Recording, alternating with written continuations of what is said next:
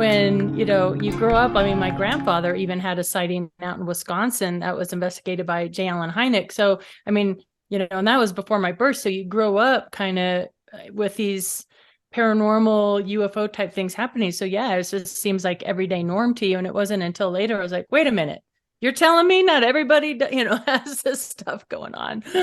Well, why don't we just start with, that childhood, those childhood things that you remember and the things you learned later. Let's just kind of go over that. Yeah, I just mentioned my grandfather had a sighting. And then, when I was really little, like toddler, we had a 1966 Buick and I was just in the little baby seat. So I heard stories of seeing an oblong shaped craft in Richmond, Illinois, going back and forth. My grandparents lived in Lake Geneva, Wisconsin. We'd go back to our home in Illinois. So that was really young. And I remember my mom telling me she had pulled the car over and it was just hovering about the height. She said it was the size of, about the size of a billboard, a little bit bigger. So this was a small oblong shaped craft, but it was hovering above the ground. And she said, we pulled over the car for a couple minutes and we got back on the road. The thing took off. And she said I was catatonic after that. So that was my very first, I don't remember that, but my mom tells me and the family that it's like the Thanksgiving Day story. Every Thanksgiving we hear that story. But it wasn't until the mid 70s, my mom divorced my father. She started dating a gentleman from her work, and he owned a ranch out in Elbert County, Colorado. His soon-to-be ex-wife, and her new love interest and their 3 sons. So it was kind of unusual. I mean, this was the 70s, I was 9 to 12 years old during these ranch years. And what's important, I think, for people to understand is my mom, my sister, and we were threatened and warned never to talk about what was happening out there. So it was like this heavy, dark kind of family secret that we never talked about. And I never really knew anybody knew anything about it. I didn't know it was investigated, nothing.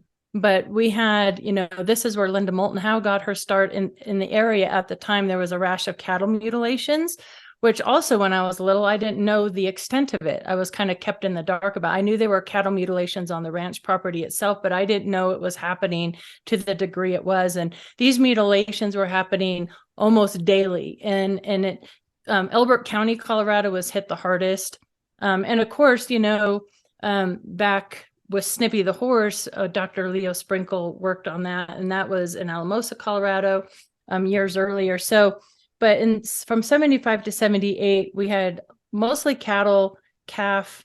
There were even reports of buffalo, dog, sheep that were being mutilated. And so it wasn't until, 2013 when I purchased a book called Hunt for the Skinwalker by George Knapp and Colm Kelleher, and I started reading their chapter called Other Hotspots, and I started reading about a ranch in Colorado, and I knew the weird family dynamic, and I was like, this has to be the ranch from my childhood. And in that book, it had mentioned that Dr. Leo Sprinkle was one of the original investigators out there. Shocker, I didn't know it was investigated. So I'm on the phone with my sister and my mom, and you're not going to believe this.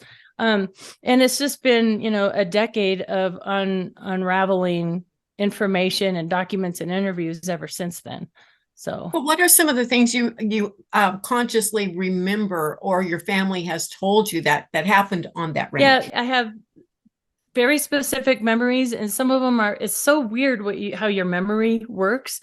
So one memory I have is me and my older sister. My sister is 6 years older, so she's in her mid-teens at this time, so her memory is a little bit better than a 9, 10, and 11-year-old, right? But we were out in front of the ranch house, and it was a spring day, and we were flipping the frisbee back and forth, and there was this wet, heavy snow on the outside of this big, dry, snowless circle. I mean, it was dry dirt and nothing. There was no vegetation in it.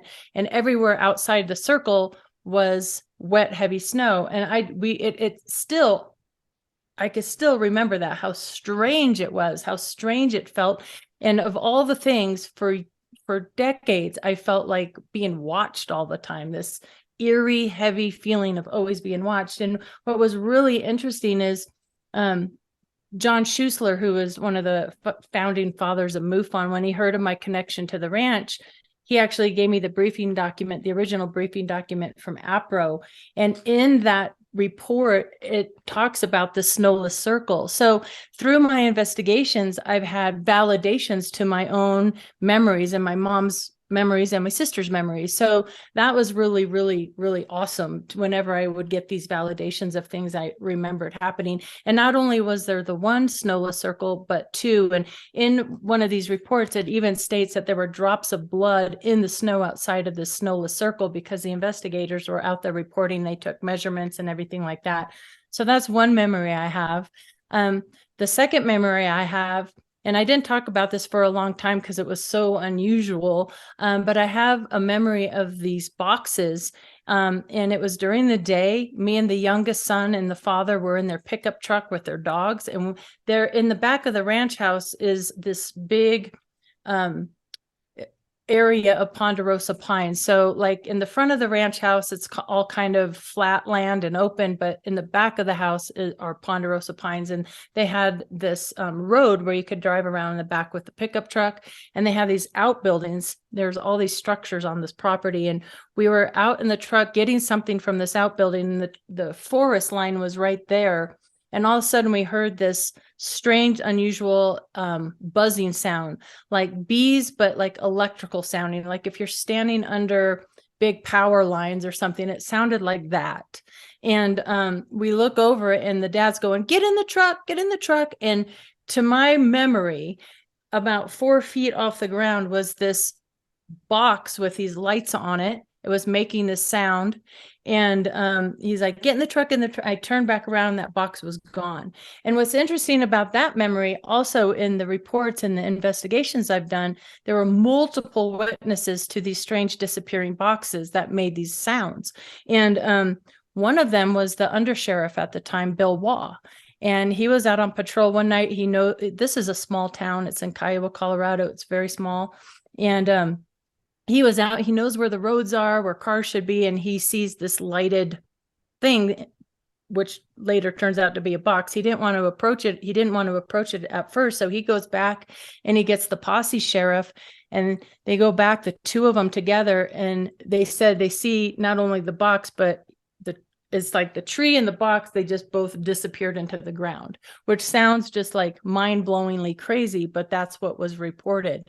Also, the adults witnessed this box behind the ranch house, and they also encountered 2 types of ET beings on the property. I never witnessed the ETs or saw ETs out there because I didn't live there full time. But in the reports, it stated that the ETs told them that the box was lethal.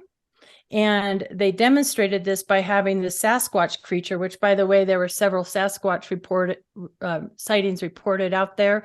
My sister witnessed that. I did not, but my older sister did. She went to prom with the youngest son out there in the community. And they had the Sasquatch approach the box, and it made that sound, and it dropped that Sasquatch to its knees.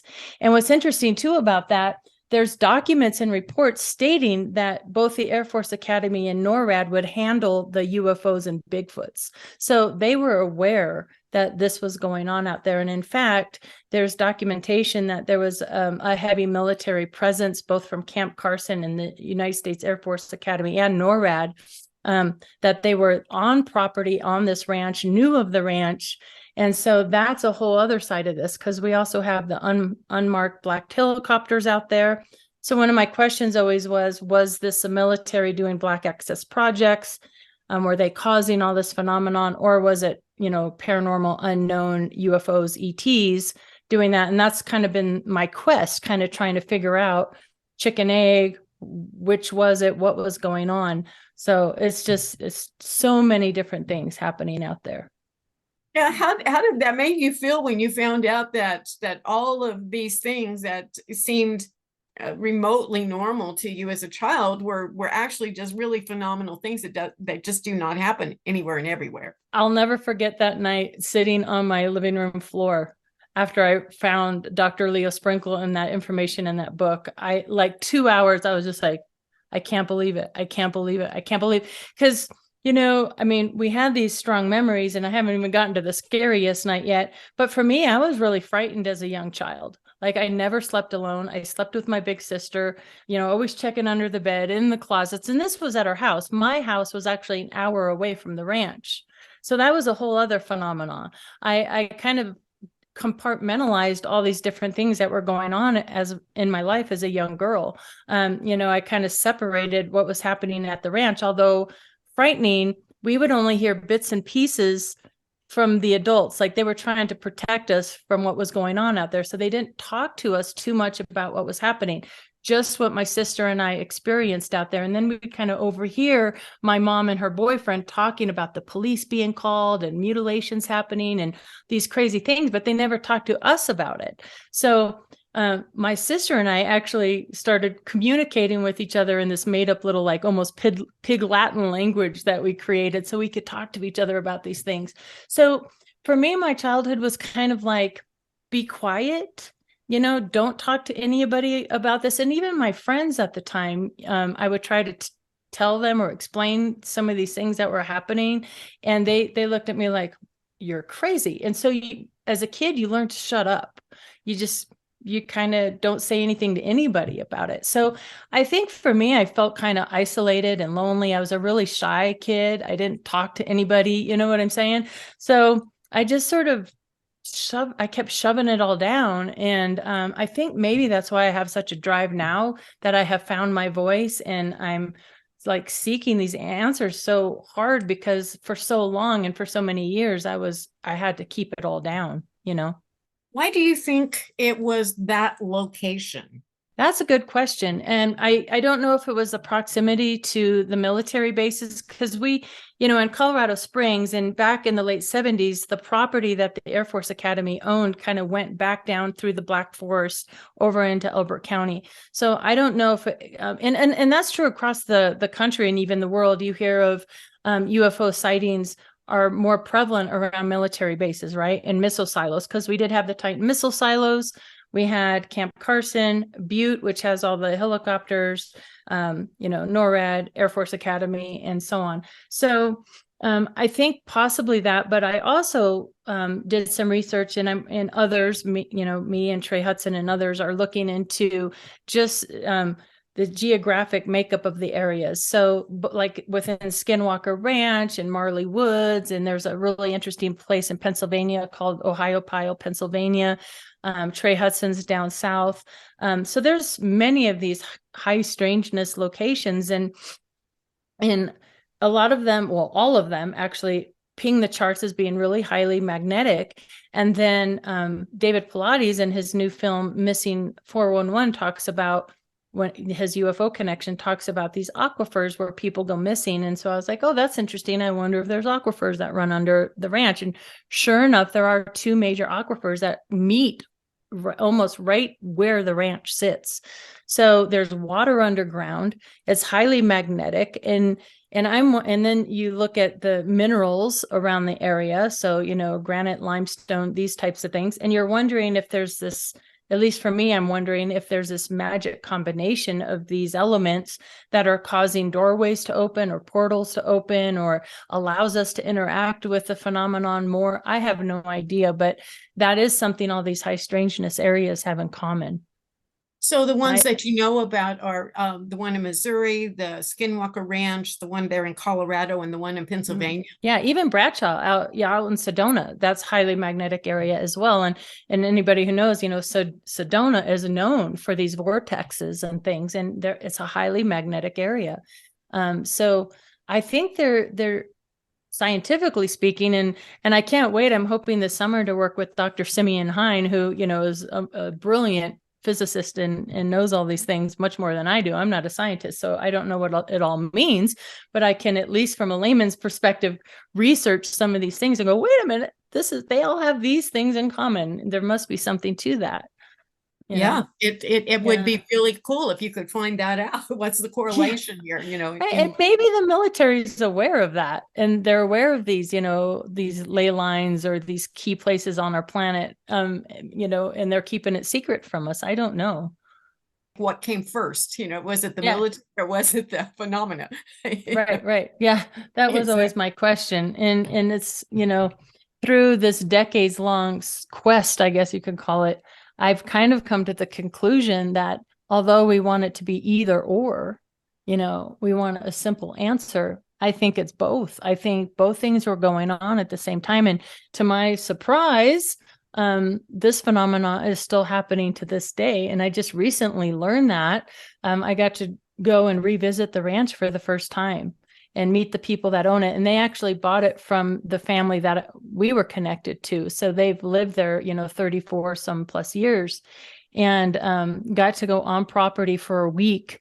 And I learned that this phenomena is still happening, because we went to this bar had been in Elbert, is the town of Elbert, since the late 1800s. So the bar is haunted, the owners told me.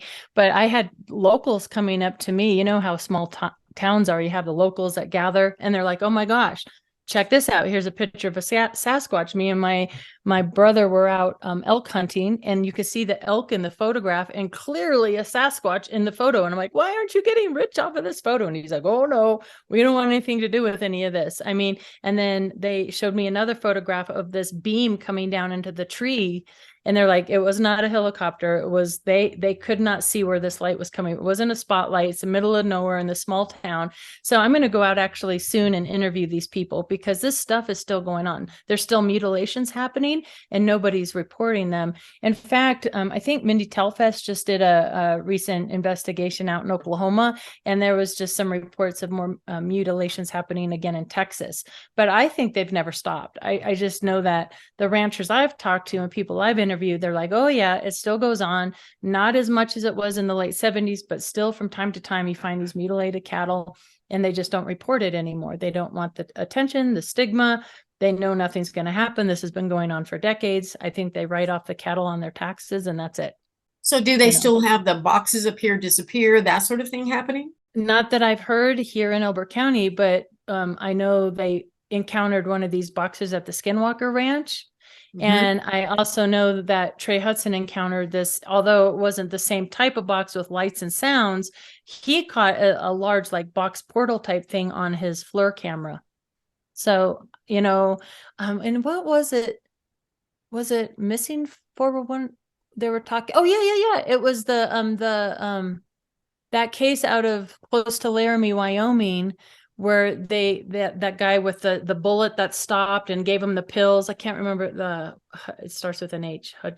Anyway, but there was a box that appeared for him as well. So these boxes do appear if you do, reading and research. Every now and again, you'll see these reports of these boxes. And in fact, that's why I felt comfortable to start talking about them. Because for me, I'm like, that sounds like way out there, but other people are reporting them. So there must be something to those boxes. I just did an interview with someone, really, it was about a Bigfoot, but outside of his connections with sightings and various sound encounters that he'd had with Bigfoot when he was younger, he'd had a UFO sighting, and the UFO was in the sky, the size of a football field, but it wasn't your typical oblong thing. It was like a cube, or it was squared off like a rectangular thing, but it was like a cube, in the sky. And it, very strange beams coming down, I believe he said, and then it just disappeared.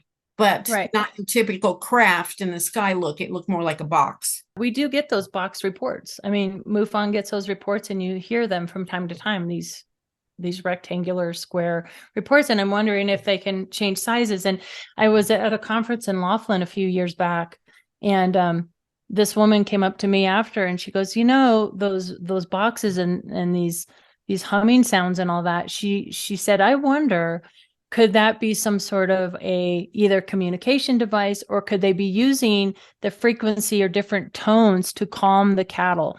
Because one thing the ranchers expressed to me is in the fields where these mutilations were happening, the cattle would all be kind of huddled together and calm, but in adjoining pastures, they would be all freaked out and spread out.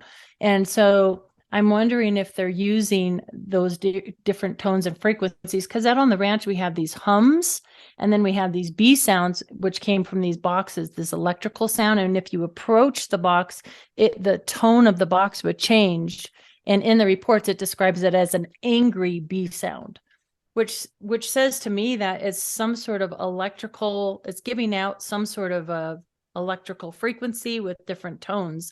And how are they using that? I mean, If you go into sound, I mean, people try to weaponize sound, I think even right after World War II. Yeah, so I wonder if they were out there testing that. I mean, that's always in the back of my mind when I contemplate all these things, even the circles on the ground, these disembodied electrical voices, which was the most terrifying night at the ranch, which I'll get into here in a second. And all these activities, you can logically say a human could create that. A human could dress up in a Sasquatch suit and, but my argument to why I don't think that's the case is because that land sat vacant for over 10 years. If the military wanted to have it, they would have just purchased it. So it doesn't make sense to me that they would be trying to scare or drive the people away. And not only that, the phenomenon that was happening wasn't just located at the ranch property, it was all across Elbert County. Yes, the town of Kiowa was hit the hardest, but you have Franktown and you have Elizabeth and you have Simla and Rama and all these newspaper articles that I had collected, or actually I was gracious enough to, the undersheriff Bill Waugh's widow, because Bill Waugh passed away, I flew to Florida to interview her, and she pulls out this big binder and she puts it on the kitchen table and she's like, look, I saved all the articles. And I'm like, oh my gosh. And so there was I think I got 257 names off of it or something like that. Just, pulled all the names out of the articles. So that whole area was having unusual things. It wasn't just isolated to the ranch, so you can't just say, because some people, at the very beginning of this said, oh, these people are nuts. This can't be true. They came from the city because their sons had a little bit longer hair. They must be on drugs, so on and so forth. And I'm like, I know that's not true. The gentleman my mom was dating at the time that owned the ranch, he went off to be a police officer. I mean, this guy was not on drugs or anything. He went on to be a police officer. He drove a Vespa with a briefcase, for goodness sakes. He was not that type of a person. So I'm like, I could dispel all those myths and rumors. That's just not true. So how many of these boxes have that have been reported, and what locations have they been most likely seen? Right. Well, there was the one in the tree line that I witnessed in the daytime. And then in the report, it was also seen behind the ranch house. And then it was also seen by the sheriff and the undersheriff.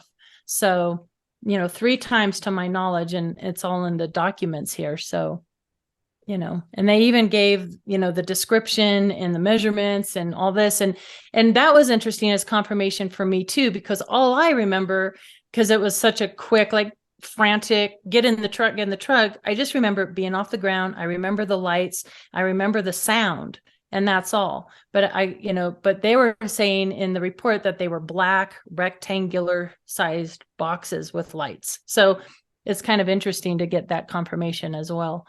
Outside of all of this phenomena that happened throughout your childhood, and then the research to confirm all of that, you've gone on to, I know, research and look at other things as well, being you're the state MUFON director, is that right, in Colorado? Yeah, I am. Mm-hmm. So what else can you tell us about other cases you have researched? I have, first of all, one thing that I love, and I go back and look at all the cases I've done, and I always like to tell people, some of my favorite cases that have come through are daytime sightings. So many people have it in their heads that if you're going to see a UFO or something unusual, this will be at night. And that's just not the case. Some of the best cases, unknown cases to me, have been daytime sightings. So that's really cool. But years ago, Doug Wilson, who was the state director at the time, was gracious enough to hand me a case that came in through MUFON, which since I've had taken out from MUFON, and because I've been researching and traveling and investigating this for so many years now, which has to do with the interesting rumor from General Brigadier Arthur Exxon that one of the Roswell bodies ended up in a mortuary outfit in Denver. And so it's this kind of long case, but long story short, this very nice couple out of California worked at a mortuary, and her father was best friends with a mortician named Lou. And Lou worked at the mortuary, and for decades there was a vault in the basement of this mortuary that just sat in the corner, and he never thought there was a body in it or anything. He's just like, why is this vault? And where they stored the chairs at the mortuary. And finally he inquires about it, and the guy says, oh, don't worry about that. There's a hold on this body from a federal judge. And he's like, what? So curiosity kills the cat, and Lou, the mortician, gets curious about what body is in this vault. So he pulls his caper, and he actually wrote a little book that you can find in the Roswell Museum. There's only one copy of it, and I was just down there in Roswell and found it. And I actually have copies too, because I've went and interviewed Lou and his wife a couple times before he passed away with the film crew and all this stuff. But he was never interested in UFOs or aliens or anything. And he opens this vault in the middle of the night, and to his dismay, there was an actual body in there, and it was a child-sized body. And he was mortified, and the eyes running, the smell of formaldehyde. He opens it up, and he said all the visceral was removed. The genitals were completely cut out. He said it had small orifices for ears, this very heavy brow. But in his mind at the time, because my first question was, oh my gosh, an alien body. Why didn't you take pictures? Why didn't you da? He thought at the time that this was a severely deformed hydrocephalic child. And he was mortified that he had disturbed the peace of this child in this coffin. So he puts it all back together. And it wasn't for a number of years. He and his wife, they were hang gliders, and he was in Roswell hang gliding, and they just happened to go to the Roswell Museum and runs into something. They start discussing this, and he learned of the rumor by Brigadier General Arthur Exon that one of the Roswell bodies was taken to a mortuary outfit in Denver, and all the bells and whistles start going off. Well, by this time, the body was moved to another location, which, by the way, I think I know where this body is. So I started researching, going to the Eisenhower archives. I started with who this federal judge was that had a hold on the body and how they connect to the owner of the mortuary. The mortuary actually sat, it's not there anymore, but it sat really close to Fitzsimmons and Lowry Air Force Base. We do know, and I confirmed with Don Schmidt, that Lowry was out there at the crash site in Roswell. We know 3 of the bodies was taken to Texas, and I believe one was taken from Texas to Denver. My theory is that perhaps there was some sort of organ or something that they wanted to get tested. Maybe they had a specialist out there at Fitzsimmons, because Fitzsimmons Military Hospital was one of the biggest in the country at the time. So what's interesting, what I learned about the federal judge, he was appointed by Nixon. And this federal judge turned out to be the crash retrieval expert and the infectious disease expert. He was the judge that did the toxic shock syndrome. He did so many huge, the big Lowry spill case, all sorts of really big cases. And he was the one that had a hold on this body. And you want to hear about coincidences. So my mom at the time, she was in her 80s. She's 91 now. She's still alive. But at the time, she was living in like this independent home where, so you had like independent care, but you also had care. And so she had asked me to go do a presentation for the folks. So I just put together a little presentation called UFOs 101. And I gave this presentation to these wonderful people. And at the end, I'm just sitting around talking, and I'm telling them about this Roswell body Denver connection and the federal judge. And one of the lady goes, oh, his widow's on the 5th floor. You want me to go get her? So I've done 2 interviews with the federal judge's widow. And things I learned from her were like, what? You're kidding me. So this is an ongoing investigation. COVID kind of put a stop to it. And then I've been so busy with the ranch stuff. But I really do believe that the body that was held in this mortuary for all those years was one of the Roswell bodies. And there's so many questions. People like, no, that can't be. That sounds like a crate. Why would they hold on to it? Why didn't they do this? But again, I feel like since that's the other piece of the puzzle. So the federal judge was a 33-degree Mason. The owner of the mortuary was a 33-degree Mason and lived 3 doors down from Mamie Eisenhower, the owner of the mortuary. So you got the owner of the mortuary tied to Mamie Eisenhower, it all ties together. And they're like, well, why would they hold on to the body? Why wouldn't they destroy it or send it to Wright Pat? Or why wouldn't they do this? Well, my feeling is, if the rumor, and I believe the rumor that Eisenhower met the ETs is true, he felt a connection to this being and was protecting it. It's like, where do you hide a book? In a library kind of thing. That's what I think. Have we got to the Most phenomenal thing yet? On the ranch. Well, this was, so we were there. It was the weekend night. It was the boys' birthday. The boys' mother's birthday. And so all the adults are playing board games in the front room. And this is one that me and my sister have very, very strong memories of. It was like probably midnight. I'm the youngest of, the 5 kids. We're hanging out in the boys' bedroom. All of a sudden, this humming noise starts up. And it was like everybody knew when this humming noise started up, and sometimes it would get so loud you couldn't hear each other talk over it. It was like something was going to happen. So as soon as you hear that hum, that everybody's like, okay, power goes out in the house. So it's dark. Everybody's freaked out. The hum's going on, trying to get flashlights and candles. I know the kids are panicked. We're all scared. And all of a sudden the boys' room is it's brighter than the sun. I just remember, and there's no sound. It's not a helicopter. It's not like a spotlight shining in. And it was at that moment that this disembodied electrical voice came out of every orifice. And it was very mechanical sounding. And it says, "We have allowed you to remain. Your friends will be instructed to remain silent concerning us." And da, da, da. And my sister and I had very scary, vivid memories of this happening. And in the briefing document, it quotes that verbatim, what that voice said. And that was the greatest confirmation of all, because we both had very strong, scary memories about that. And to see the quote that was written all those decades ago from the adults in that, I'm like, it happened. Oh my gosh, that happened. That was real. And what happened, I have this kind of blackout of time. So does my sister. We don't remember leaving or getting in the car or driving back to our home.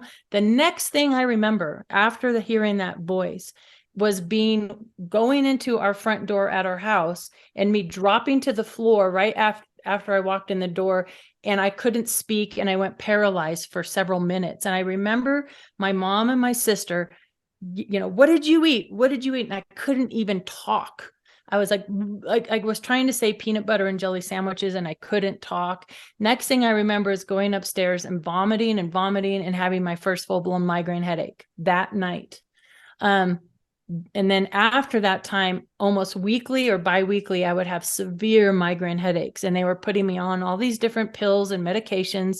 I just remember my mom being so mortified that they were pumping this little girl with all these medications, and they wanted to put me on heavy narcotics finally for these migraines. And chance came across, and my mom found out about biofeedback. It was like kind of a new thing, where they hook you up and put things on your heads and your fingers, and you learn to change your temperature and relax and all that. So I went through a year of biofeedback training as a young girl, and that got my migraines under control. But that's how severe those headaches were. I mean, to where they were calling paramedics to the school and everything. It was severe, severe. And that started from that night with that bright light and that disembodied electrical voice. And I wish I could tell you what just happened to me when we revisited the ranch, but I had to sign a non-disclosure. But I'm looking forward to when that episode airs that I can share something phenomenal happened to me that's actually quite frightening when I revisited the ranch. So I do believe after that week I spent on the ranch that whatever was there is still there, or is just, I feel like it's intelligent and aware that I was back there, if that makes sense. Have you experienced anything in any way similar to this anywhere else? The paranormal stuff, like the shadow figures, the paranormal things standing in my closet, that's never left me. And it's almost as if I can plug it in or unplug it. If I get really into like meditation and opening up my channels and all these things, that I do from time to time, it seems to open it back up. And what happens for me is I shut it down right away because it scares me a little bit. So I was happy when I went back for that filming for the week that I was able to stay in a hotel in Castle Rock, and I'm glad for that because we were at the ranch and I wasn't necessarily alone. But when I got back after filming, there was something in my closet in my bedroom here at this house, and I'm an hour and a half away from the ranch. So I know whatever it is still around. And it has interacted with me, and I can't really say too much, but people witnessed that interaction when I was on the ranch property with with the old house structure and me, and I was the only one it responded to. And they were measuring all the stuff. So, that's been witnessed. And so I can't wait for all that stuff to finally come out, because to me, it opens up this whole, because, yes, the military was there, and I know that. And I even asked Richard Doty in Laughlin if he was aware of the property, and he was. So was Cheryl Costa, by the way. I saw Cheryl Costa out in New York, and I didn't even bring it up, but we were all sitting at a table, and she goes, you're the Colorado Ranch girl. Cause she, was in the Air Force. And, she goes, we knew about that property. And I'm like, wait a minute. What do you mean you knew about that property? Why? But I can also tell you that whatever is there is still around or is connected, and it's connected in a very kind of paranormal kind of way. So it seems intelligent, whatever it is. Do you think you are a contactee, an abductee? Those are like kind of cliche terms. And all of these unusual things that have happened to you, it kind of fits some of those patterns. But have you had any knowledge of that experience? I'm one of those people that like to stay grounded in documents and science. I have that very analytical kind of mind, but I can't ignore the fact that my grandfather that had that sighting over Lake Como in Wisconsin in the early 60s. He was a Navy man. My father was a Navy man. And so many people I talked to that have similar kind of contact do have military connections. I've noticed that. Not all, but a lot do. And I can't ignore that stuff that happened early on. And I don't know if it's connected to the ranch stuff. I don't know that. I have memories of like, for example, that night at the ranch, even though there was a whole house full of people, I don't know what happened. I don't know. I have no memory of getting back. And that could just because I was a little girl at the time, by that time I'm 9, 10. That happened in 77. So I would have been 10 years old, so maybe I just don't remember because I was little, but I do have like flashes of memory and like lucid dreams. I've lucid dreamed forever where I can interact and change dreams. I have strange, but I don't physically, like, I can't tell you like, oh yes, I was in a room and they did experiments. You know what I'm saying? So I guess for me, I question it. I question my own memory, but there's so many as working with contactees and abductees, and even talking with Travis Walton, which, his case was in 75. So around the same time, it's like my favorite decade to research. So many similarities and parallels happen with contactees and abductees. And I'm right in there with them. So I don't know. We were in Phoenix for the International UFO Congress, and I've approached her a couple times, and I wasn't really ready for her to kind of read or help me through that. And I finally approached Misha and I said, okay, I think I'm ready to know if I'm an abductee or contactee. And she looked at me and she goes, you're not ready.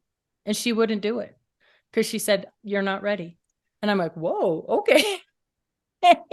So maybe I'm not ready to open up that Pandora's box yet. When I'm ready, it'll all come out. But and you hear that in Dr. Leo Sprinkle's work, like contactees and abductees, they're sort of like, some people believe they're working with humans for a particular purpose or mission. And until you're ready to do that, you're kind of left in the dark. So maybe that's where I'm at. Well, either way, I don't know. You're right in the midst of all of it with all the research anyway. So right. That I don't want to know. I don't want to know what's attached to me. Where's your research taking you at this point? What else is out there that you just really need answers to?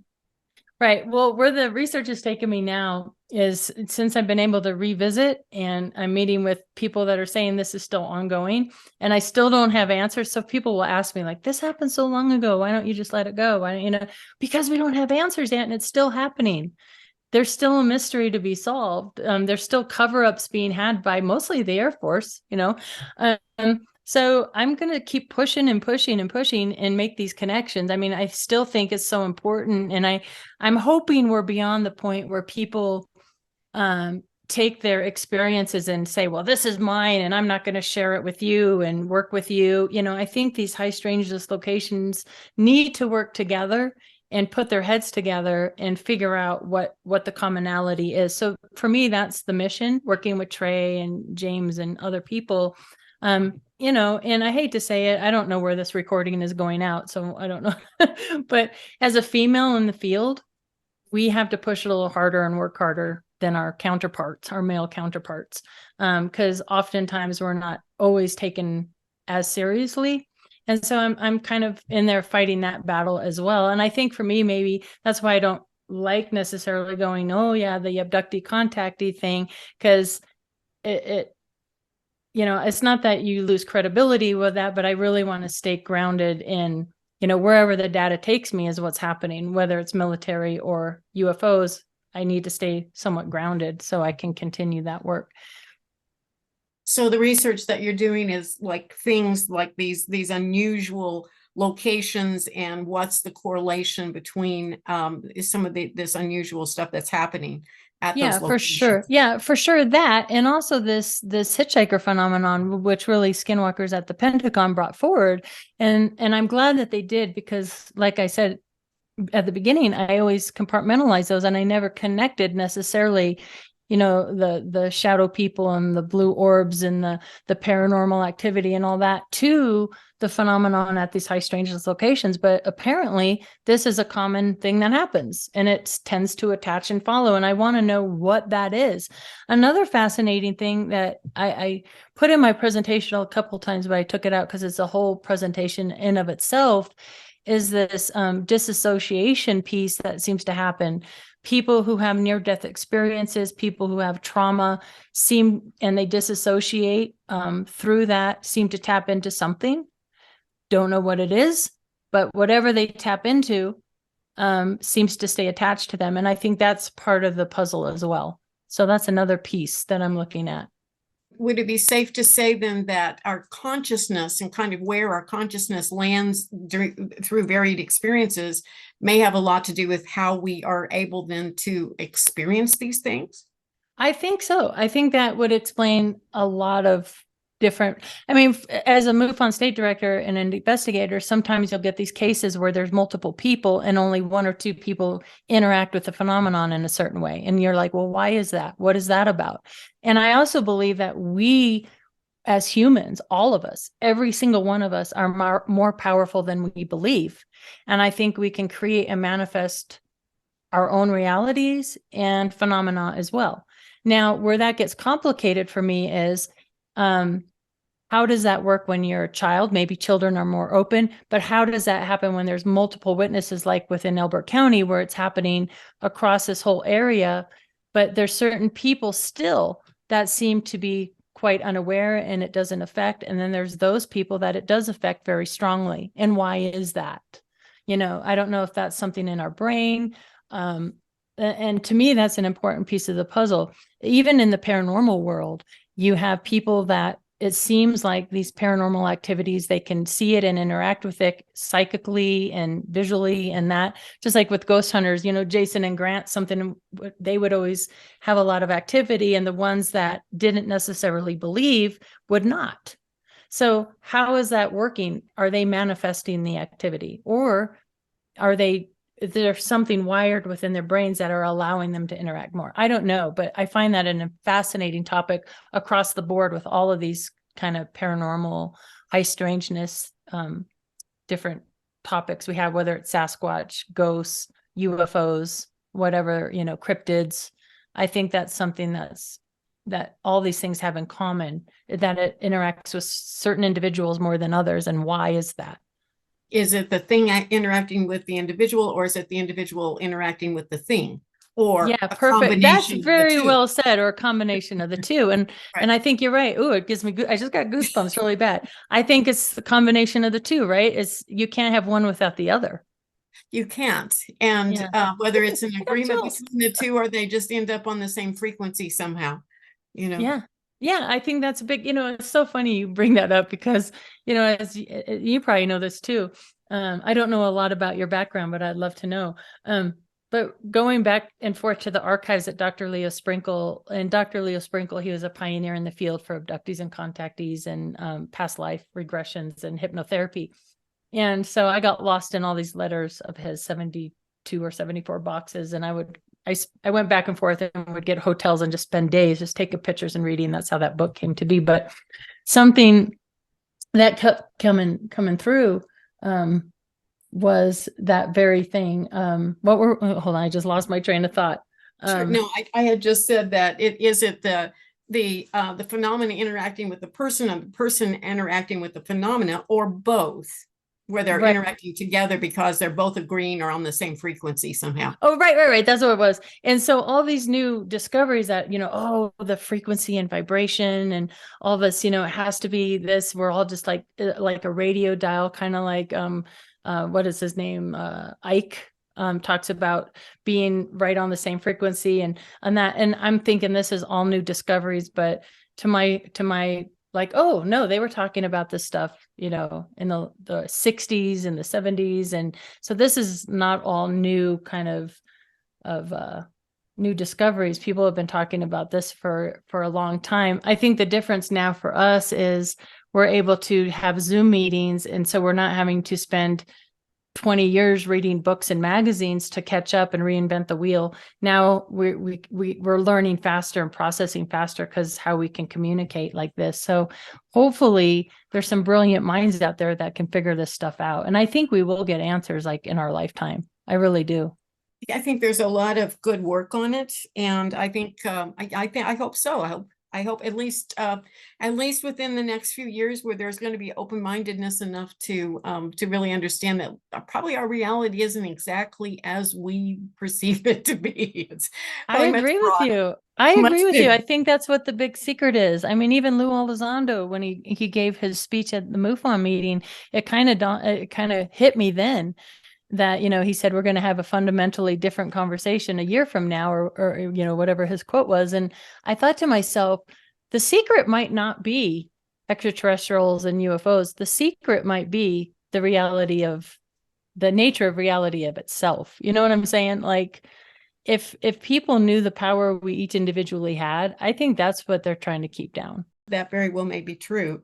And then how to contain it, if it's discovered, how do you contain that? The control factor. Right. Yeah. If we're all able to manifest as much as I think we can, the world would look quite differently. And then in a sense, they have to contain it and control it.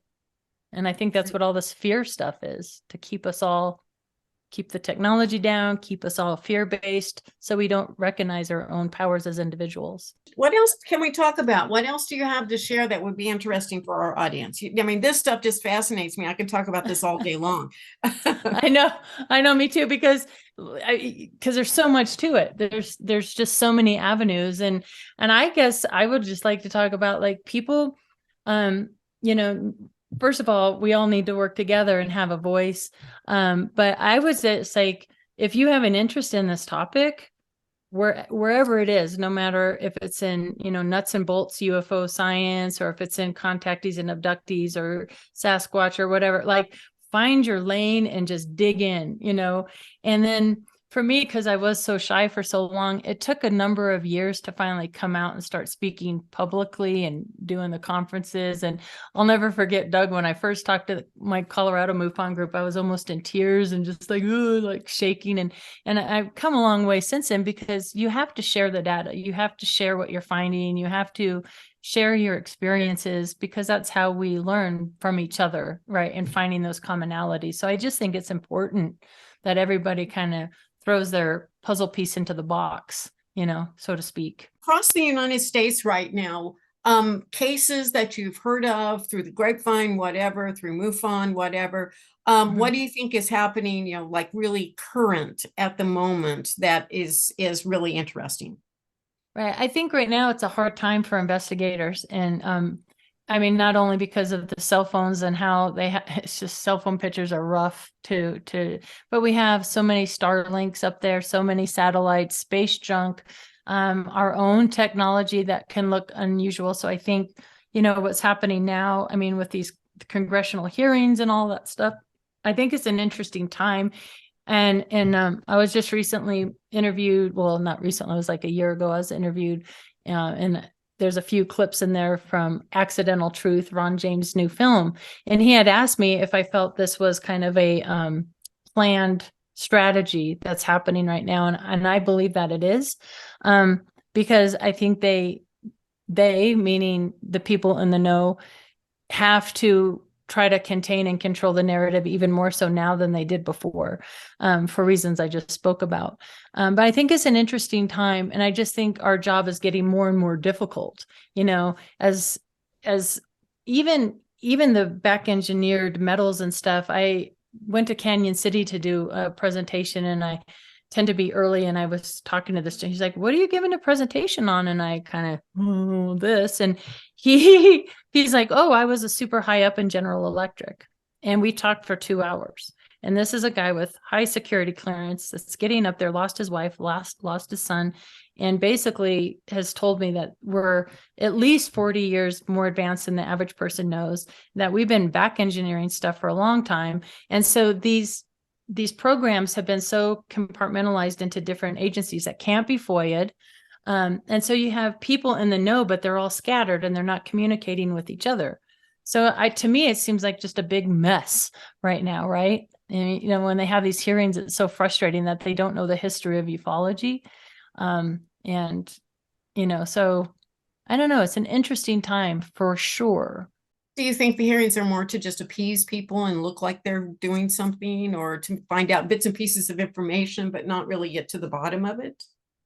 I think so. It's like the Navy came out and we thought they were really advancing, and then they kind of stepped back. So we're doing this 1 step forward, 3 steps back kind of thing going on. I think personally, it's a way to control the narrative. And it appalled me when basically they were even talking about that they can prosecute just the public for putting in report. I'm like, wait a minute. It's almost as if they want to kick out the little guy and take over everything. And that worries me a little bit. And there's people in the field that believe there's, a false flag coming our way, this threat narrative and, this fear-based aliens attacking kind of thing. And although my experiences were fearful when I was a young girl, you fear the unknown. But once you start making peace with it and understanding it and researching it, that fear changes, right? The more knowledge you have, the more power you have. But I worry about a false flag like alien attack or a new way to control the public, or I don't know what the agenda is, but to me, it feels like there's an agenda. Any insight as to when this might occur, this false flag? I'm thinking soon. I'm thinking within 5 years or less. That's my feeling on it. If it's going to happen, it's going to happen within the next 5 years. But who knows? I don't know. I mean, I just don't know. These secrets, obviously we've been visited probably for millennia, since the beginning of time, probably, right? But really the secret started being kept 1947 after Roswell. And eventually you would think these people, there's a lot to say about deathbed confessions and these men and women that have kept some of these secrets. And I'm hoping more and more, that new law that protects them, right? The whistleblowers, that they come forward, because that's what it's going to take. It's going to take a lot of whistleblowers coming forward and saying, this is what I experienced. And I think that we're going to see more and more of that in the next 5 years. So that's, I think, why they're trying to control what's happening.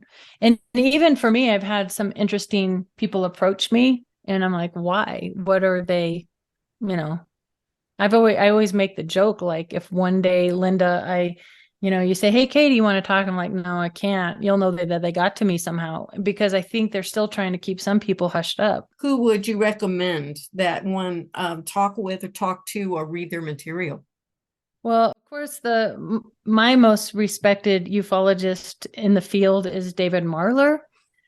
He is a historian and has his new, what is the name of it? I should look on here really quickly. I want to advertise it correctly for him. Hold on, let me get on my website. It's called the National UFO Historical Record Center. So the National UFO Historical Record Center. And for me, he has all original Blue Book, CUFOS, NICAP. He's so knowledgeable on the triangle sightings, but this man knows his history. And to me, that is such an important piece. And that's where we're going to find the truth and answers. You need to know your history to know what's happening. And what's fun about these, and I like to call them nuts and bolts guys, right?